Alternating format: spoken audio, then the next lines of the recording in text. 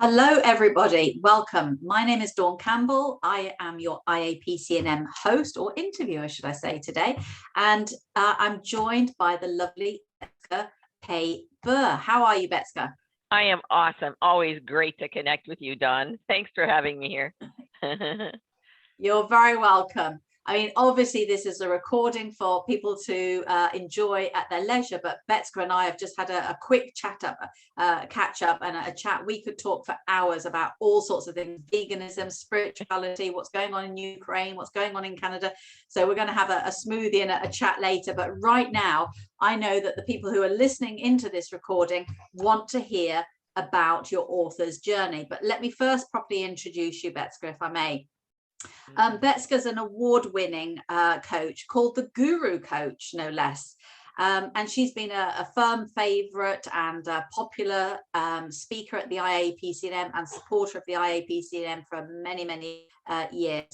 She is the founder of Coaching and Leadership International and currently co-president with her husband. A little bit about her personally: she loves nothing better than to get muddy in the garden. And as I said earlier, she's a vegan and a very, very spiritual lady. We've had lots of wonderful discussions about spirituality and coaching. And as you can see from just a few of the books that I've put up on the screen, she's a published author as well. So without further ado, I want to dive straight in and ask you, Betska, to just show us some of your books and tell us, well, what was the first one and what even prompted you to write a book? Because I know how super busy you are. Yeah, well, that's a really great question. So this is my first book, Creating Champions. You can also see it on the screen. And Creating Champions was born because after our daughter was born, like 6-7 months after she was born, I lost my job. And I was senior executive in an international company. I was head of marketing, national marketing manager, and lost my job. Like, whoa, So I was quite upset, as you can imagine, because I had devoted my life to that job. We had started that company from scratch and built it into a multi-million-dollar business. And so I went home, I told my husband, and I said, what do I do? I've lost my job. And he said, well, what do you want to do? I said, well, I'd like to write a book that I've never been able to find. And so Creating Champions, I'll just read the title to you: Inspiring Excellence in the Workplace. Customers like doing business with positive people. Everyone in the organization can be a leader when it comes to delivering legendary customer service. Managers and staff must take on a leadership role. Everybody needs to be a leader in creating a motivating environment in which people can grow. And there are 48 different recognition and praise programs in here, like incentive programs to get employees excited. I was never able to find a book like this. The first quarter of the book is on major leadership principles. And there was, even at the time when this was written, there were so many books on leadership, but I couldn't find something that was clear and concise. And so that's where Creating Champions came from. And then I think 2 years later, I wrote a book on balancing your life, flying by the seat of your plans. It's a cute little cover. Yeah, I've not seen that one before. No, it's awesome. It's like a workbook, but it really gives people some insight when they're doing the exercises. It gives them insight on who they are and who they want to be, and kind of gets them unstuck if they are lacking in self-confidence. And then my third book was on super excellent selling. I didn't bring a copy of that here today, but just as the title says, we have a very unique approach to selling. And there are many things that we've tried and we're not successful at it. And what's in the book are things that we were successful at. And so people often say that you write books, you're writing them for yourself first. Yeah. So I was writing this book, Super Excellent Selling, to teach myself how to sell, And then the fourth book is Build a Booming Business. Here it is. Earn a Six-Figure Income Doing What You Love. And this was written with 6 other coaches. And we all, took some chapters, and it's a great book. It's an old book, but, people still write to me and say, Betska, this is just, it's one of those books that will be around for 40 years or something, because it teaches you, like, how do you set up your office if you're a coach? How do you set up your office so it has good feng shui and that sort of thing, all the way through to the end? If you follow the process, you do the exercises in there, and there aren't a whole ton of them, but you are going to have a brilliant sales and marketing plan.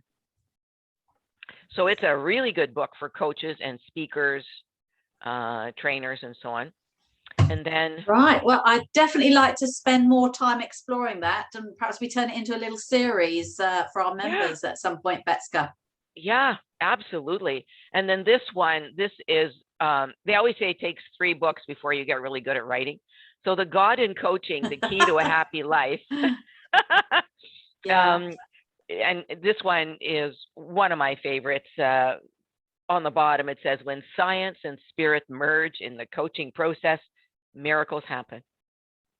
We achieve corporate wellness, loving families, and a healthier planet. Inner peace brings world peace. And so the whole book is about the science of mind kinetics, which is the science that we have developed for coaching, which is about pentalateral thinking, getting our clients to use all 5 parts of the brain mind. And we have people who come to our school from, they've been trained before as coaches, and they come and they learn our processes and go, wow, where has this been? Because then they start to see really good results with their clients. So that's that book. And then the last one, I don't have a copy of it yet because it's yet to be published, and it's a children's book. Oh, that's a departure. Yeah, very, so I've got books on balance, books on business, books on coaching, and leadership. I've got a real mix, but this one is called The Path of Unconditional Love. And it's such a beautiful story about 2 swans who fall in love on a lake. Live happily ever after. on a lake in France, nonetheless. Oh, right. Okay. Yes. So I love that book, and one of these days when I have some time, I really want to get it published because it's adorable. And so I've done a lot. That's 6 books in my time. Yeah, undoubtedly you're very creative, and it's interesting that you got the writer's bug. You wrote your first book because the same reason a lot of non-fiction writers start writing is because the book they needed wasn't available, so they have to write it themselves. Yeah, that's right. So how did you go about writing that book? Because it was your first book, you weren't working, so obviously you had time as a resource. What were some of the challenges, and what did you have to go through to end up with a book? I think the very first item here is I needed to figure out why I wanted to write this book. And Absolutely. one of the main reasons, you said that. the objectives, but the main reason was this was in the early 90s, and I'm a woman, clearly, and back then, as it still is today, but it was worse then, women were seen as second best in terms of consultants and trainers and speakers, right? The men were getting the major gigs. So I knew that if I was going to get past the guardian of the gates in order to speak to the leader of an organization, I needed to have some identity. I needed to have a difference. Who am I? Have some credibility in the marketplace.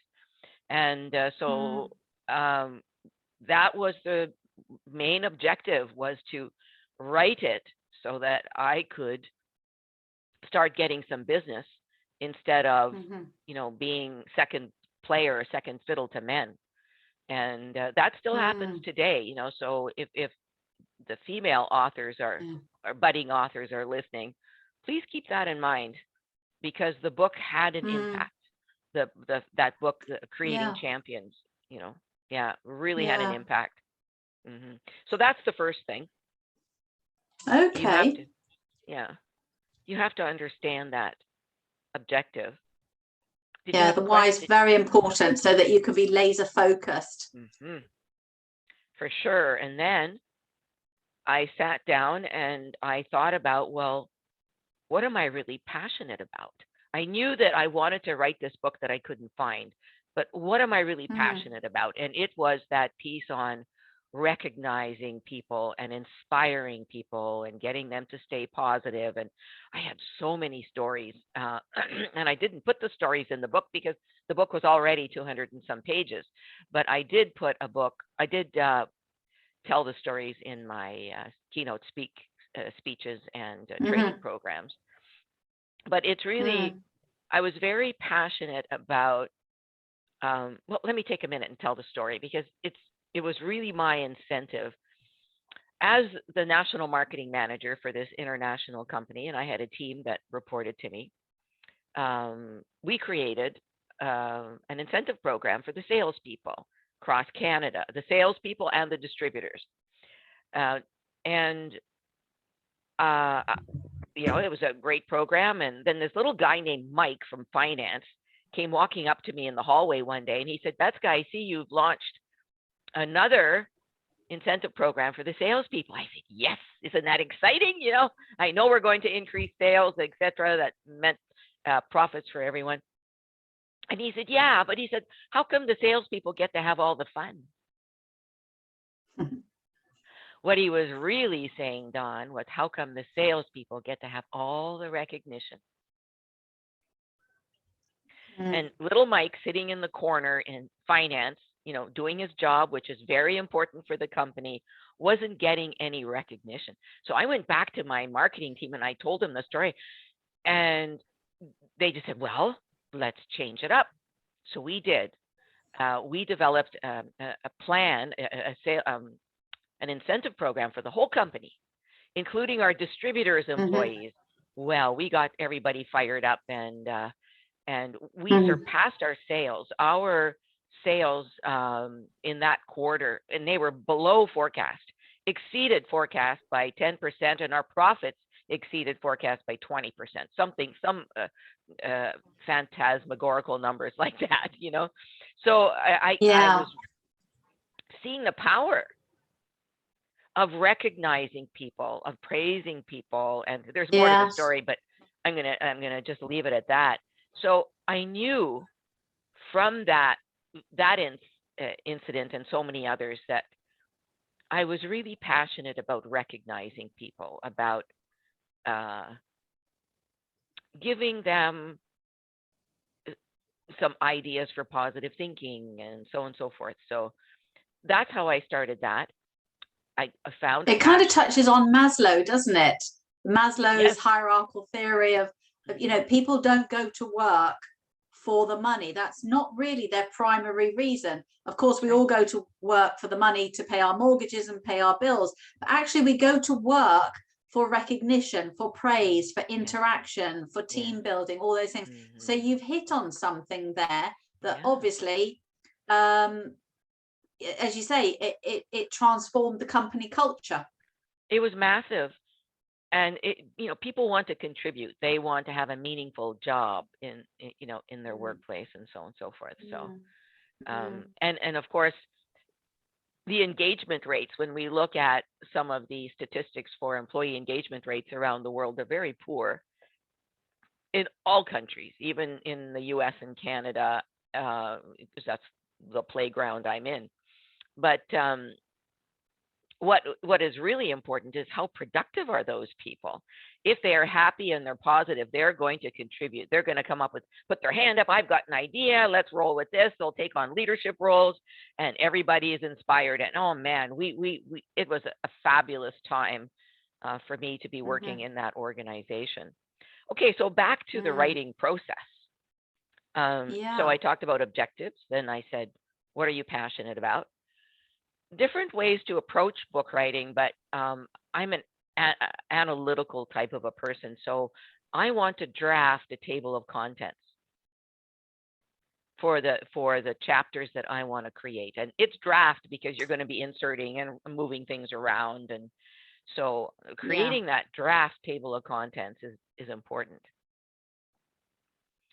And then I searched my mind to create my own original material. And in creating champions, 90% of that is original. You know, it's all from my own experience.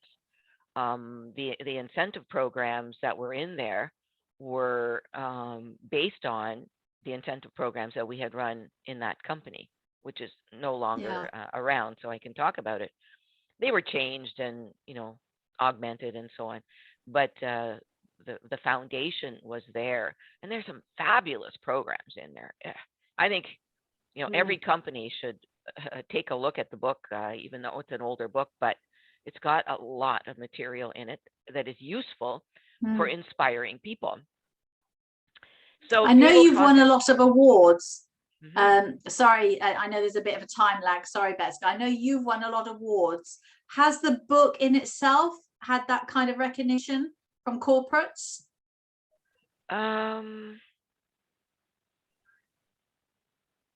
Not directly for the books, but with me writing the books. Yeah.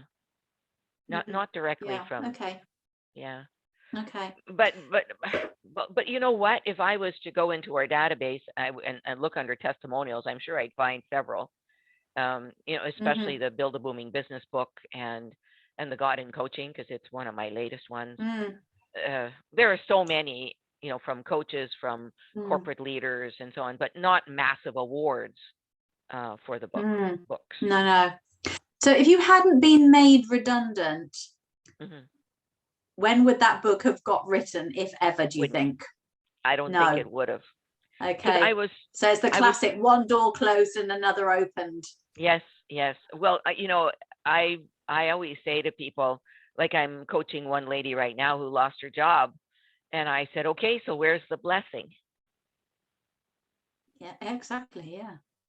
You know, there's, you know, if you believe in a higher power, your higher power wants you to do something else. So what is it? You know, either the same job, but somewhere else, or a different aspect of the job, or something, you know, so take a look at that. And so, yeah, absolutely. So then in terms of the writing process, still there, I had to search my mind again for that original material. Then I did some other research from other books in libraries and so on and so forth. Online didn't exist in those days the way we have it today. And then the next important thing was, and we chatted about this before we turned the recording on, and designating time to write the book. I'm sure every author is going to tell you that, you know, like pick a Friday afternoon.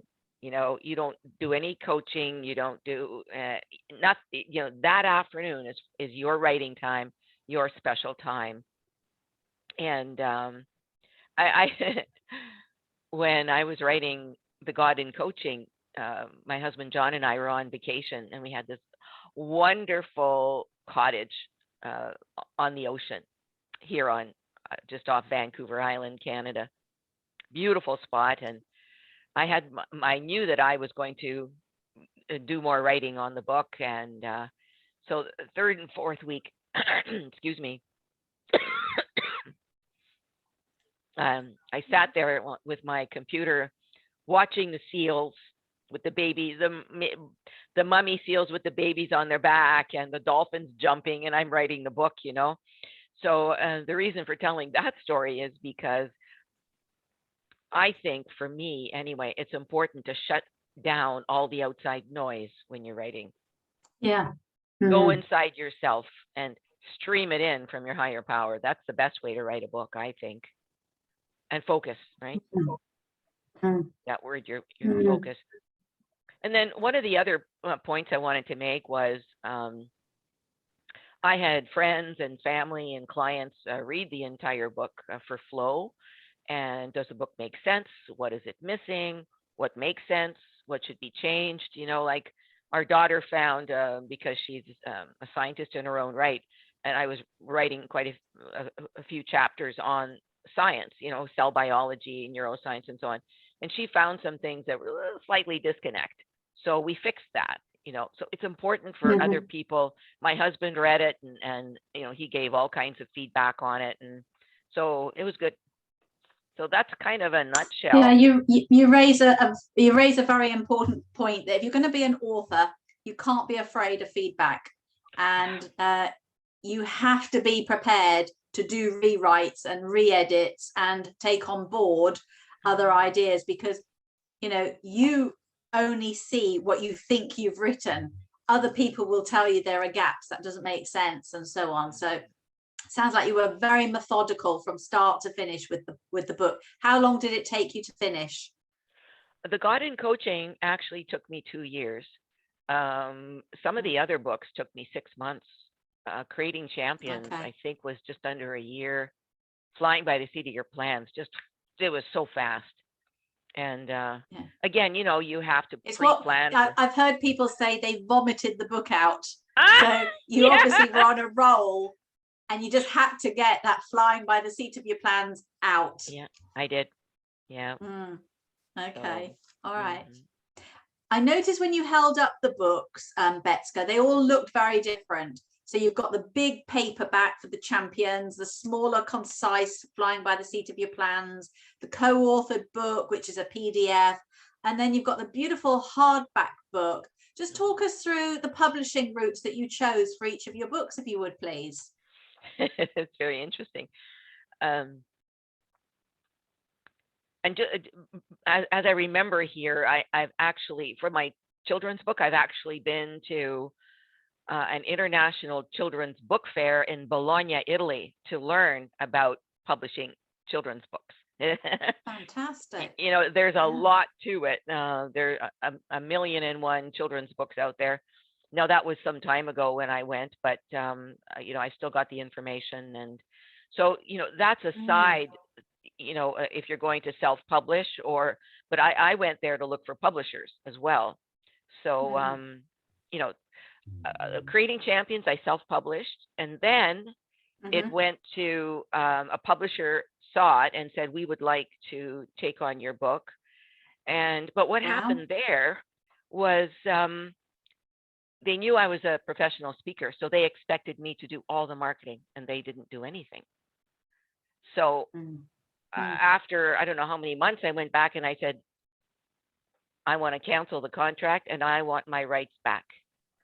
And so they didn't like it, legally they didn't like it. But I said, look, you're not meeting your obligations in this contract, and it's stopping me, because I am a professional speaker, and I'd be speaking in front of 2,000 people or whatever. And I felt strangled by this publisher in terms of, pricing and, getting volumes of books, and because there are so many rules.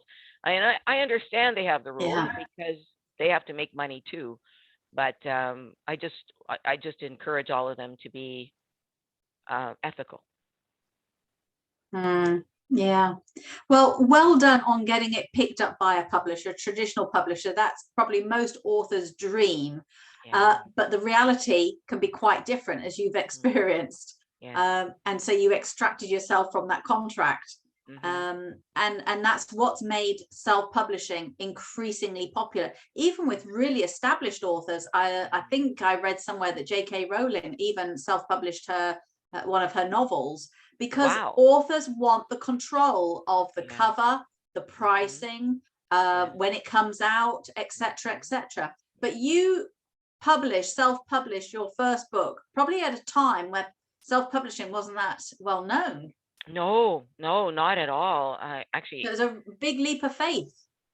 It was, but I knew that if I was going on stage all the time and running corporate training programs, that the book was going to sell, and it became a Canadian bestseller. Not hugely, but and then I went on to write all these other books, and so there's a lot of merit to self-publishing. There's merit to finding a publisher. Of course, there's also general contractor publishing, where they're all over LinkedIn, for example. They're always contacting me, and you can ask them to do certain tasks for a price, and you still have the control, right? I like that approach as well, because there is a lot of work. You know, you have to, you know, find a title, you have to get an ISBN number. You know, there's editing, cover design, interior design, all the graphics, and, you know, distribution outlets. You know, you have to print the books. Like the God in Coaching, I had printed in India because I've been there 8 times, okay. you know, and you can get it printed there at like a third or quarter of the price of getting them printed here in Canada. It's a hard copy book. That is a really beautiful sleeve. Oh, I just love it. Yeah, we spent a lot of time designing it. And then, you know, of course, you know, you have to think about shipping books and website and social media and video trailers and interviews and events. And, you know, there's a lot to it. So finding a general contractor for publishing can be very useful. So you can pick and choose which jobs they're going to do. And then, you know, I'm sure most people, and I'm sure most people know about supported self-publishing, where, you know, one company is hired to do everything for you and you just delegate, but you still have control. Yeah. I think you've just highlighted what I've been saying on some of these interviews, and that is that writing the book, by comparison to what happens afterwards, is the easy part. The hard work really starts when you've written your book and you have to then fulfill the obligation of the why you wrote it in the first place. How do you get it to your target market? How do you get a return on your investment? How do you make it pay for itself? Even if it's going to be a legacy or a thank you gift for clients or a prospect part of your lead generation, there's a huge amount of work to do afterwards. How did that compare when you were co-authoring? Because that's a really different technique, isn't it? Oh, that's such a great question. Our the mini co-authors, that's for Build a Booming Business, right? That's this one here. And it was lots of fun to write, I must say. Everybody took great responsibility in writing their chapter, researching their chapter, and because I'm the lead author, I had the final say, but I didn't have to do much. I was so honored to be working with these people. And but what we had to do was we had to have a contract. You know, when you're working with other authors, you have to be very clear on, you know, what, who's going to do what, you know, and some of them didn't live up to their obligations, and maybe we didn't either, whatever, but, you know, who's going to get what percentage, who's going to pay for the printing, and et cetera, et cetera. So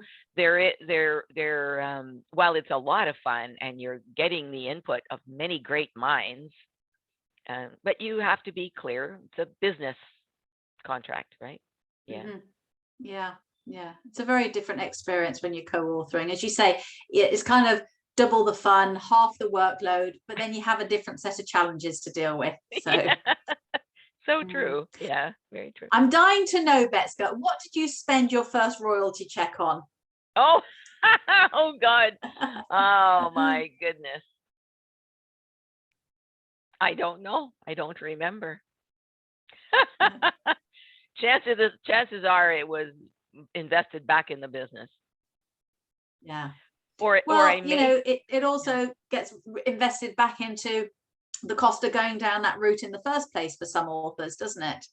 I'm wondering if maybe we use the money to hire another person, because we had you know, I had an incredible marketing person. Her name is Jane Atkinson. She still works today as an entrepreneur, and she helps others now, other speakers and trainers, but she got her start working with me. And then we had to hire another person, and then I think another half person or something. So chances are we invested in people, or maybe you're making the office bigger for all these people. I don't know. Anyway, it was fun. Everybody had a good time. So. Good. So how would you say, being a published author and having several books to your name, and as I said, you're an award-winning coach anyway, but how did the books impact your business, do you think, Betska, looking back? It's huge. That's why, before I even answer in detail, anyone listening to this call and you're thinking about writing a book, start now. Because I've already mentioned a couple things, but I'm going to summarize here. The book got me in to see key corporate influencers that I may not have been able to see because I was a nobody. As soon as you write a book, you're published, you are a somebody. Yeah. And again, it was this male female thing, you know, that still exists today. So yeah, that was number one. Number two, people started to ask me to speak at conferences. Again, credibility. Oh, she's a published author, you know, or they ask you to write articles for magazines. You know, I get that. I still get that today based on some of my original books. So the name gets out there, and they want your contribution. They again see you as a so-called expert. I don't think I'm an expert, but I have something to contribute. I have something valuable to contribute. And then the God in Coaching, I think this one, my hardcover, is gave me great credibility in the coach training industry. So we've been training coaches for 20 years. And it's so vastly different from other coaching books because we're talking about pentalateral thinking, getting our clients to use their left brain, right brain, conscious, subconscious, and superconscious, right? And so it has given me a lot of credibility. And here's an interesting, because the title says the God in Coaching, quote unquote, right? People said to me, "You're very gutsy putting that word on there." I said, but it's in quotes, right? And when the book was translated into Romanian, they put the Spirit in Coaching, right? They were afraid to put the word God. And I said, okay, fine, whatever you want, right? But what it does is it has influenced people to think about the spiritual aspect of coaching. Yeah. You see, coaching started off with just left brain analytical type of questioning, right? And now, my God, we have pentalateral thinking, right? So we are helping people go into their superconscious, to their God self for solutions and so on. So the title was provocative, and people goes, oh wow, you know, okay. So and it also, this is interesting, it also might have turned people away from coming to our school to learn coaching because they just wanted that left brain stuff. Fine, you know, then don't come to our school. We only want people who are interested in whole brain mind coaching, where they're going to get fabulous results. So yeah, it's you know, it's very important to write a book. And even if earlier you said to me, Dawn, you can write a book, 90 pages. 90 pages in 90 days. None of my books are 90 pages, but yeah. And so I just think, just go and do it. And, you know, I want to talk a little bit about my children's book because, again, it's a story about two swans who fall in love on a lake in France, and it's a very touching book. Being a vegan, I want to encourage people to be more and more compassionate to animals, you know, to love them and see them as animal people, not just animals, but animal people, right? And so there are some incredible stories in there, you know, about the mother swan, when she was about to lay her eggs, she took out a lot of her feathers and made paths around her nest because she didn't want her babies to hurt their feet when they walked. So the babies walked on their feathers, on her feathers, and just those sorts of things that I guess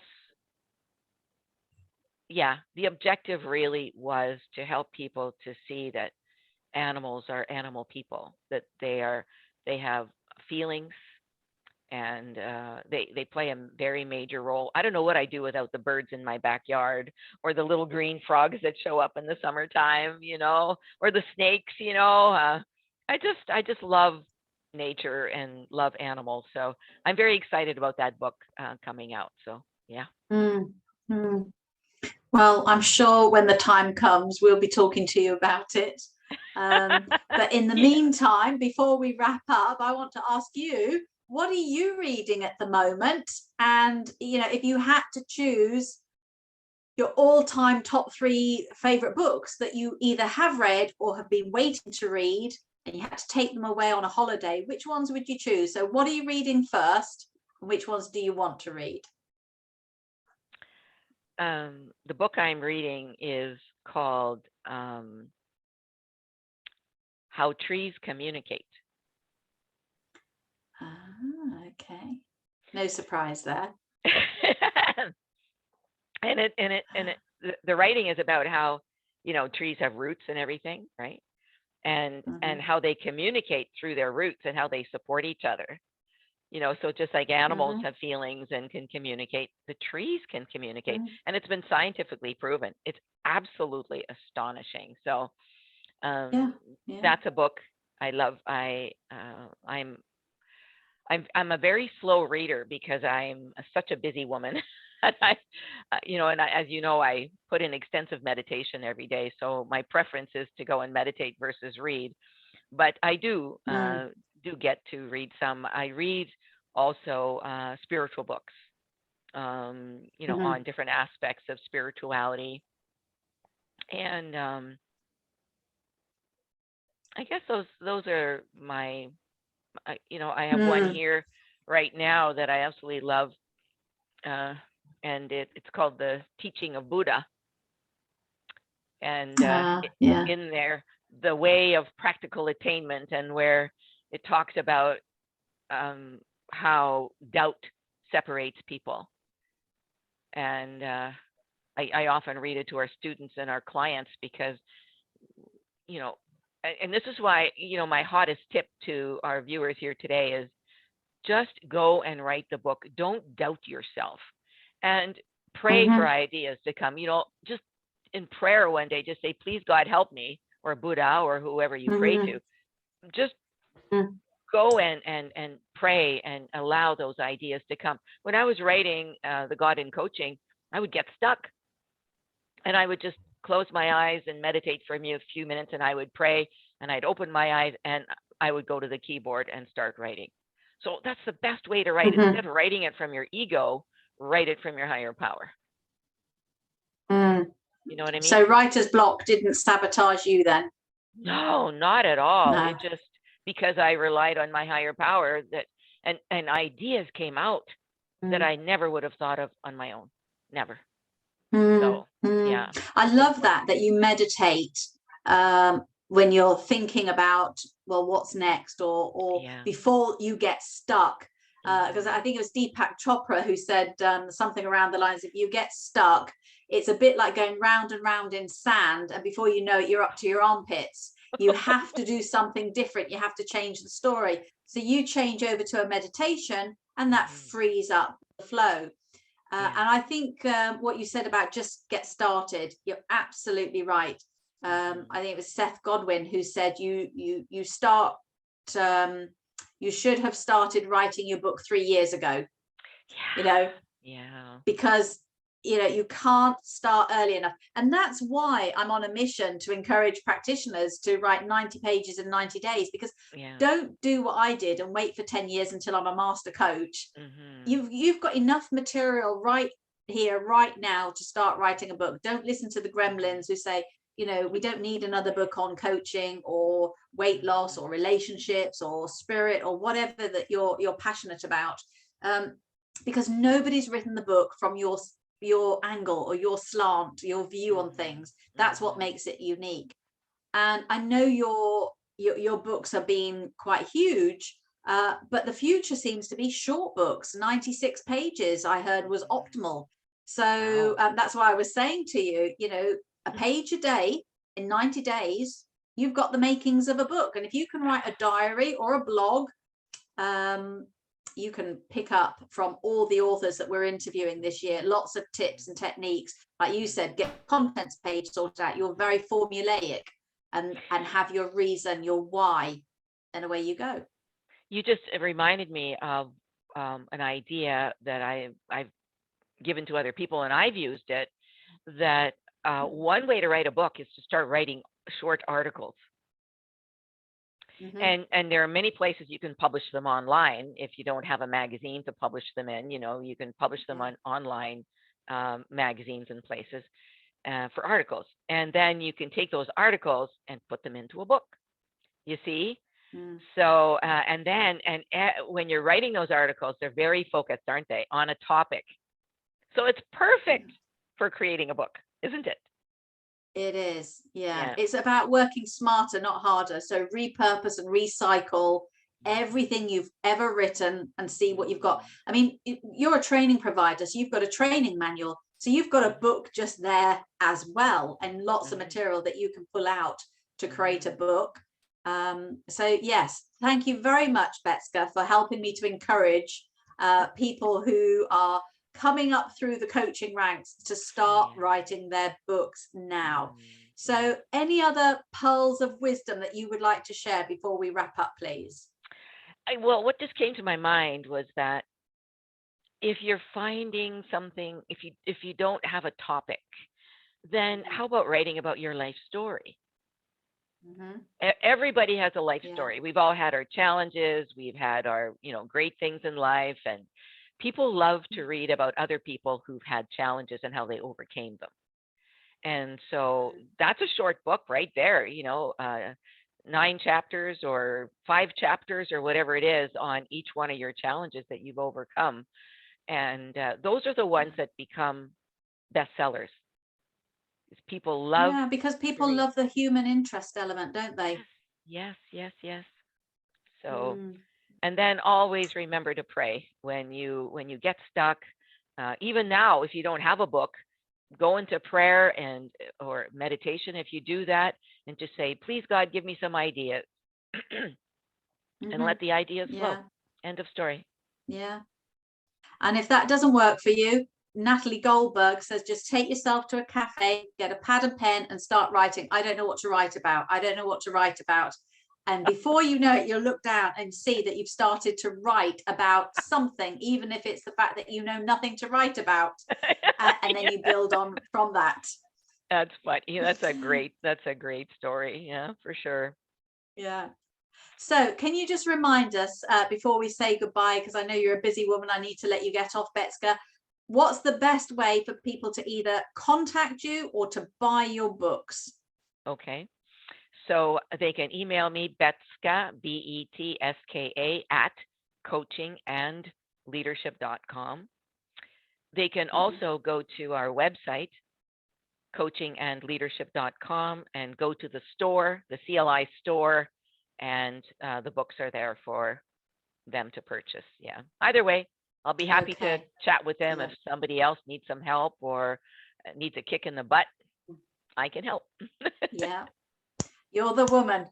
And of course, you're on the IAPC&M directory anyway. So even if, you know, people could just Betska, you could just type that into our search box and Betska will come up, as will her other talks about spirituality in coaching. We've had some great talks and I'm sure we'll have some more. So thank you. It's been a pleasure as usual, Betska. I'm going to have to let you go, but I would love us to turn that co-authored book into a little bit of a series if the other authors are up for it. Yeah, let's talk. That would be awesome. Okay, dear. Yeah, I think it will really speak to the new practitioners out there. So thank you very much. And best regards to John. Enjoy the rest of your day. You too. Bye-bye now. Thank you. Bye-bye. Thank you.